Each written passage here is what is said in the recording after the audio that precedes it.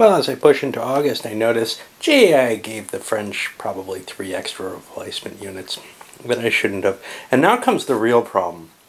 Because every 10th French replacement unit, which happened to work out fine when they get odd, even 1, 2, 1, 2. Of course, the rules don't say that. They say 1, 1. But clearly that's a typo because they wouldn't have expressed it the way they did. That worked out so that they got a 10th one every turn. Now, I have no idea how to keep track of how many is every 10th. You know, I can keep a little marker, another little counter, or keep it on paper or something. But it's an annoyance because now they're only producing 7 a turn. So on the 3rd turn of next month, they're going to get one. And then on the 6th turn of the month, you know, I mean, it's just this annoyance where they get these North African special replacement units, which really don't do much except demand that it makes it harder to keep the North African units at full strength. You end up with a lot of smaller units, or maybe you have to direct something to the line, the replacements to a particular place in the line, pull a unit out, maybe direct another unit there so that you can fill its gap while it replenishes. Just more of that extreme fiddly aspect. Anyway, I'm going to say the hell with it, just as I did with the 65 German demoralization points I added last time. This case, I know I made a mistake, but I don't know what to do. And I screwed up and gave the Germans an extra one earlier. And maybe, you know, they got the Belgians knocked out. So it's a different world, right? Anyway, but that's the point. When there's all this attempt to get this realism with such a significant effort to, you know, get all the numbers right and all the units that come in at the right time and in and out and everything. Well, it ends up, at least in this player's case, causing bigger problems with the historicity because I can't cope with, I can't manage the level of mechanical actions that's required for this game. So I end up screwing up more than I would in a game that would be less historically, you know, fine-tuned, but worried a little bit more about making it playable so you don't screw up all the time and end up making your actual play experience less historical than you would get with that simpler, cleaner system. Thus is. Alright, well, I'll continue trying to set up my replacements and such now.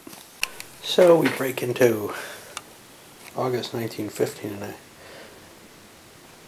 confused what I've already got on here. Probably taped it from over in the corner while I was setting up the lines. The offensive has stopped. The British were positioned themselves to set up for an offensive here and then chose not to do it.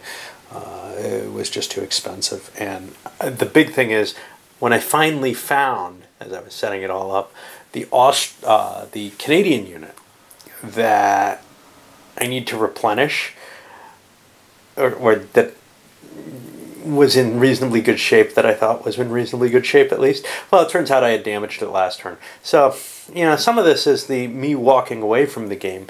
You can't. That's one of the problems. Every time you spend time away from the game, and I tend to play my games in little chunks, it becomes easier to forget things. And in this case, well, I don't need to launch an offensive because I've lost all the British units I need to. I counted up my French points, and let me think. I better recount them.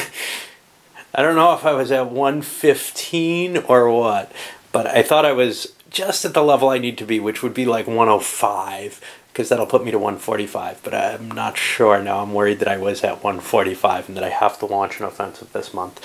If I don't have to launch one, I'm not going to. I'm going to continue to allow the Germans to take their withdrawals because they aren't gaining anything this turn except replacement points. That allows them to strengthen, but I'm gaining replacement points too, and it just doesn't seem like an attack will tremendously help me. On the other hand, I've got most of my big units on the board, and the Germans have lost some significant units, so maybe it would be a good idea to make an attack this month anyway. I don't know. Still tossing the idea back and forth. But really, it's all determined by the, hey, what have I lost, you know? What am I going to be putting on the line? Because if all I'm going to be able to rebuild is these 3-point units here, they're not going to help any offensive. They just plug the gaps as I'm repairing in between waves or something. Alright, we'll see. I'll recount. But I think the French are in the position where they don't have to make one. They're certainly not continuing with anything this turn. Yeah, I count 175 points over here, which means they've got almost two whole months before they have to press another offensive. I don't know when that's going to happen, but I think this month and next month they probably will not. We'll see. Well, I just improved my life, and at least my gaming life, significantly, as well as the quality of the videos. I put in an incandescent bulb. Now, supposedly these green energy bulbs I had in here were supposed to be the equivalent of 100 watts of power. You saw that sepia tone and kind of darkness. One bulb I replaced, one, over in this lamp over here, and you're getting, it's only a 75 watt. It's just so much cleaner and clearer. It's just pathetic. You know, what happened was my videos decreased in value and my vision and everything here because my last incandescent bulb burned out, and I had invested in, I don't know, I had a couple boxes of these green ones and got a huge crate of them from my electric company for free. They're just crap. Anyway, what do we have here? Just more of the same. Both sides really just filling out. We're here on the, we just finished the 4th turn of August. And, you know, I'm just going to keep playing through this until we get to a point where I have to make another assault. And winter assaults may be the advantageous ones. Although they're kind of painful for the attacker. The attacker knows where he's going to land the blow. The defender doesn't. So it may become kind of, although it's unlikely because you can rail the headquarters around and get the supplies wherever you like, it might become a little bit more of a hassle for the defender to put something in place during winter. The game seems to have no other weather effects, so I think that may be a little weird. I don't know. Certainly I expect mud and stuff like that to come along. As I hit the 6th turn, I've covered it, I think. Somewhere in here I've got a unit, but let me show you the equivalent. It's over here, these Guards English divisions. They're kind of interesting. According to the rules, they're size 8, great. They have this red 8 on them. Now, all the replacements, I think, have either a red 7.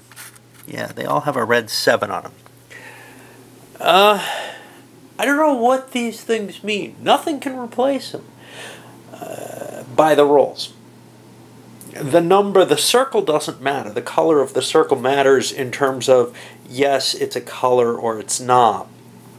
But it also has to have the correct number according to the rules. Which is what prevents you from building, say, German units.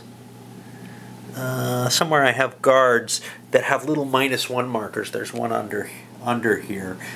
But they have an 8 in the white circle. I don't know if that means that the British Guards can never be replaced. That's what the rules would tend to indicate. On the other hand, it feels a little goofy and a little bit of a disadvantage that they can't restock their Guards units in the same way that everyone else can, pretty much. It just disturbs me. I'm not sure that that's intended. The red 8, the 8 in there kind of indicates, yeah, I can pump my Guards up to 8s, and that's how I'm taking it. But it's not clearly, it's not explained as any kind of exception in the rules, and it's one of those kind of, geez, I don't know. I don't know how much sense this makes, but the British Guard did receive reinforcements. Did it get as good as it ever was? How come the German Guards are limited to normal division size? You know, and that's an irritation in terms of strength points, because I'd like to fix that additional hit so that I don't have stacks with the minuses on them. But that clearly is against the rules. But with those British 8 circled units, I think if I was playing by the rules, they couldn't be recuperated at all. Such is. All right, onward into the rest of the month. And we're pushing into September of 15. And, you know, this has taken me 20 minutes since the late comment, right? At most. Anyway, the French have come to a decision. They want more firepower to hit hexes. Expending supply is never a big deal. That's your duty, essentially. Losing troops is a big deal, and making the enemy lose more troops is a good thing. Supply doesn't seem to be the limitation on your ability to act anymore.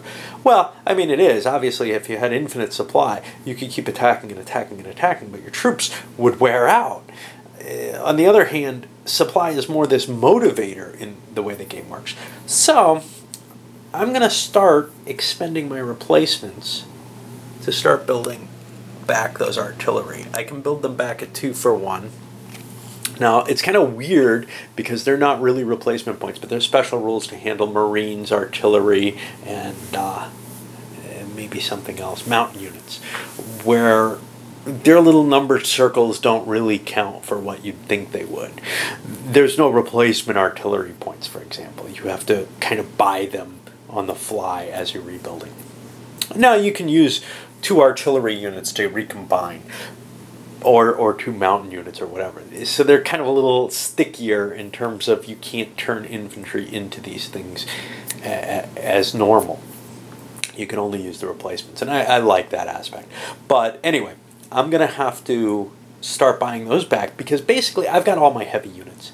Right now there are some things I can rebuild.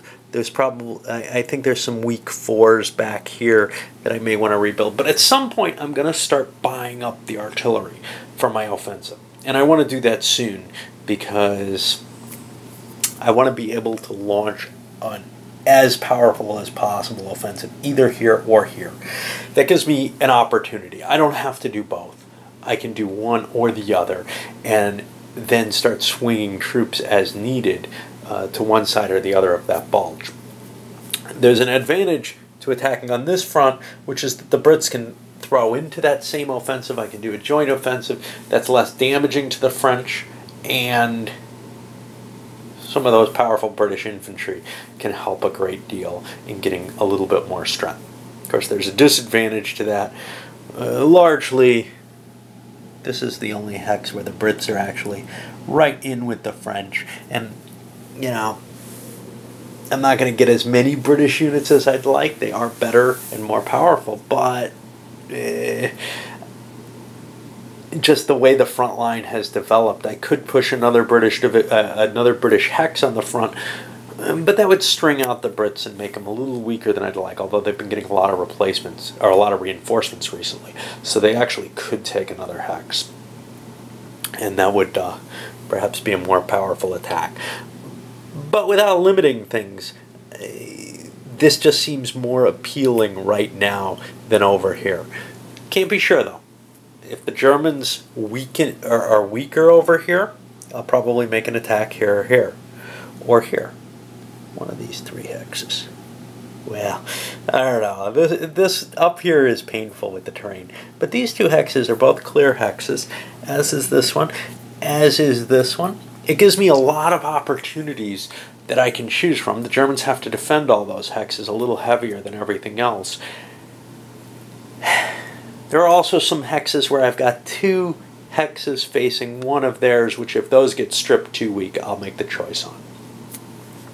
Well, since this is the end of the month and it's I was planning on trying to push another month into this video, but I think I'll just fit this one in, and that'll be the August month.